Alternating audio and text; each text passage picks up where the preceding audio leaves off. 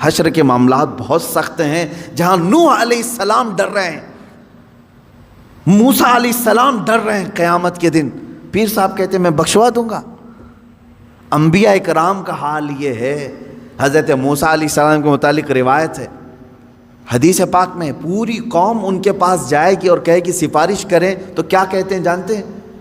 اے لوگو، دنیا میں مجھ سے ایک عمل ہو گیا تھا، ایک فرعونی کو میں نے گھونسا مارا تھا، وہ مر گیا تھا، قرآن میں اس کا ذکر ہے۔ ایک فرعونی وہ لڑ رہا تھا، کس کے ساتھ؟ موسیٰ علیہ السلام کے خاندان والے ایک آدمی کے ساتھ۔ تو ان کے خاندان والے آدمی نے مدد کے لیے پکارا، آپ گئے، اس کو گھونسا مار دیا، وہ مر گیا۔ دوسرے دن پتا چلا کہ ان کے خاندان والا جو آدمی تھا وہ خود غلطی پر تھا، وہ آدمی نہیں، جس کو موسیٰ علیہ السلام نے مارا وہ غلطی پہ نہیں تھا، یہی غلطی پر تھا، اسی نے مدد کے لیے بلایا، اسی نے مروا دیا۔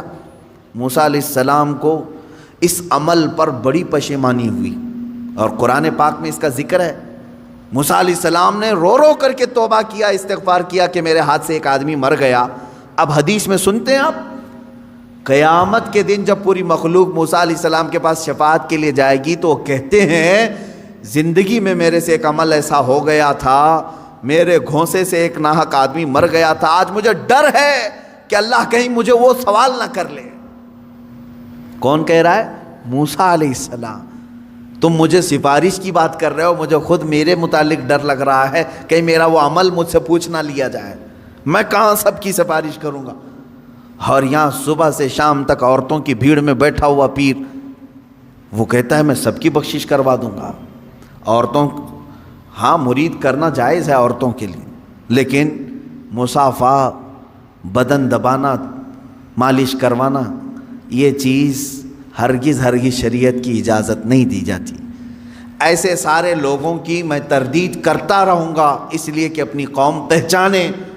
تم اپنے جسم کے علاج کے لیے جو ڈاکٹر ڈھونڈتے ہو، اچھے سے اچھا ڈاکٹر ڈھونڈتے ہو، MBBS چاہیے، MD چاہیے، اور اپنی روح کے علاج کے لیے جھولا چھاپ، جس کی کوئی شریعت میں علم بھی نہیں، ایسے پیر کو ڈھونڈ لیتے ہو جو تمہاری طبیعت اور تمہارے روح کا علاج کرے گا۔ وہ کیا علاج کرے گا؟ وہ خود بیمار آدمی ہے بیچارہ، روحانی بیمار ہے۔ ہاں، جو روح کا بادشاہ ہوتا ہے تم اس کو دیکھو گے کہ وہ نمازوں کے لیے دوڑ رہا ہوتا ہے، اپنے مریدین سے کہتا ہے تنبیہ کے ساتھ، کچھ بھی چھوٹے لیکن اللہ کی عبادت تم سے نہ چھوٹے۔ وہ پیر صحیح ہے جو تمہیں رب تعالیٰ تک جوڑ دے، یہ نہیں کہ تمہیں اپنی دکان تک جوڑ دے۔ یہاں پر سب آتا رہے، سب تم چلتے رہو، سب ٹینشن فری ہو کر کے جیو۔ کچھ مرید ایسے بھی ہیں، وہ سوچتے ہیں پیر صاحب کے پاس ہم نذرانہ ہدیہ بھیجتے رہیں گے تو ہمارے لیے دعائیں بھی کرتے رہیں گے، ان کا سایہ بنا رہے گا اور ہمارا سب چلتا رہے گا، کچھ بھی بلا نہیں آئے گی، مصیبت نہیں آئے گی۔ یہ سب جاہلوں کے پیدا کیے ہوئے معاملات ہیں میرے عزیزوں، جاہلوں کے ہیں۔ صحابہ کرام سے بڑھ کر کے مرید کون تھا؟ میرے آقا صلی اللہ علیہ وسلم سے بڑھ کر کے پیر کون تھا؟ اس کے باوجود رسول کریم صلی اللہ تعالیٰ علیہ وسلم سے صحابہ کرام کے اتنے گہرے تعلق کے باوجود مجھے بتائیں کبھی کسی صحابی کو حضور نے کہا ہو چھوڑ دو نمازیں، میں ہوں نا؟ کسی سے کہا ہو؟ عام صحابہ کی تو بات تو چھوڑیں، حضور نے خود سیدہ کائنات فاطمہ الزہرا رضی اللہ تعالیٰ عنہ سے کہتے ہیں، اے فاطمہ، کیا کہتے ہیں؟ اعملی لا اغنی عنکی شیئا، تو اپنے عمل میں پوری ہو، سارے عمل پوری کرتے رہنا، یہ مت سوچ کر کے بیٹھنا کہ میں تیرے لیے سب کچھ کر دوں گا، میں تیرے لیے سب کچھ کر دوں گا، یہ سوچ کر کے عمل سے دور نہیں ہونا۔ حضرت فاطمہ کو جب حضور یہ کہہ رہے ہیں تو کون سا پیر ہے جو اپنے مریدوں کو نماز کی چھٹی دے رہا ہے؟ آؤ سب قوالی میں بیٹھو، نماز معاف ہو جائے گی، ہے؟ آؤ یہاں گانے باجے بھنگڑے لگتے رہیں، تمہاری نمازیں جاتی رہیں۔ معاذ اللہ رب العالمین، ان شیاطین الانس کو سمجھیں جو انسانوں کے شیطان ہیں، انسانوں میں سے آئے ہوئے شیطان ہیں جو در حقیقت اس راستے سے اللہ سے بندوں کو دور کر رہے ہیں۔ بات میری یہاں چلی تھی کہ یہودیوں اور عیسائیوں کے معاملات، کہ یہ نبیوں سے ایسی چیز کا سوال کرتے تھے کہ ہمیں اللہ دکھائیں، سامنے دکھائیں، تب ہم ایمان لائیں گے۔ اس کے رد میں نے پیروں کو لیا، باقی میری بات دور تک چلی گئی۔ ایسا مطالبہ کبھی اپنے پیر سے بھی نہ کرو، کیونکہ یہ جائز نہیں ہے، یہ جائز نہیں ہے۔ آپ کبھی یہ مطالبہ نہ کرو اپنے پیر سے کہ ہمیں ابھی جنت دکھاؤ کیسے دکھ رہی ہے، دوزخ دکھاؤ کیسے دکھ رہی ہے، تب میں آپ کا مرید ہوتا ہوں۔ ان کے بس اور اختیار میں یہ سب چیزیں نہیں دی گئی ہیں۔ موسیٰ علیہ السلام کو اللہ تعالیٰ نے یہ چیز نہیں دی تو پھر کسی اور پیر کو کیوں دے گا؟ یہ تمام چیزوں کا مطالبہ نہیں ہونا چاہیے۔ اس کا سیدھا سا جواب ہے، اگر ہمارے پاس کوئی آتا ہے تو ہمارے ایک بزرگ عالم دین ہیں، انہوں نے بیان کیا تھا، ایک صاحب آئے اور علاج کے لیے مولوی صاحب یا عامل صاحب یا یہی پیر صاحب، چندہ چھاپ پیر صاحب، ان کے پاس آئے اور کہا کہ حضرت فلاں فلاں چیز ہے، علاج ہونی چاہیے، آپ بتائیں کیا خرچہ آتا ہے؟ تو بہت سارے لوگ یہ عرسوں کے یا بزرگوں کے ناموں کی عدد کے اعتبار سے بہت زیادہ خیال کرتے ہیں، جیسے 11ویں کے 11 روپے رکھ دو، 12ویں کے 12 روپے رکھ دو یا 1200 رکھ دو۔ یہ بزرگوں کے عرسوں کے دن وغیرہ کو لے کر کے یا ان کی تعداد کو لے کر کے تھوڑا سا بہت سارے عوام میں رواج ہے۔ پیر صاحب نے اس کو کیا کہا کہ تیرا علاج ہو جائے گا، 1,24,000 نبیوں کے نام کے حساب سے نذرانہ رکھ،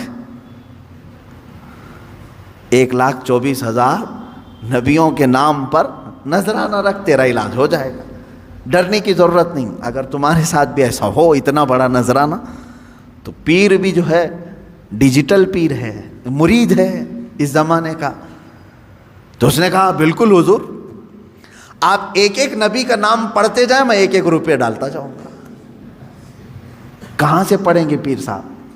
کیونکہ نہ قرآن میں ان کے پورے نام آئے ہیں، نہ حدیث میں پورے نام آئے ہیں۔ صرف حضور نے بتایا ہے کہ 1,24,000 نبی آئے تھے،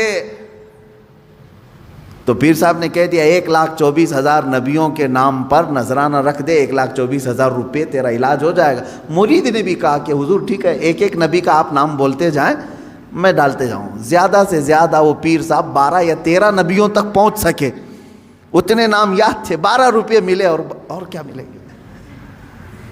عزیزان گرامی وقار، اس طرح کے مطالبے بھی کسی پیر سے نہ ہوں، اور اس طرح کے سوالات جو یہودی کرتے تھے۔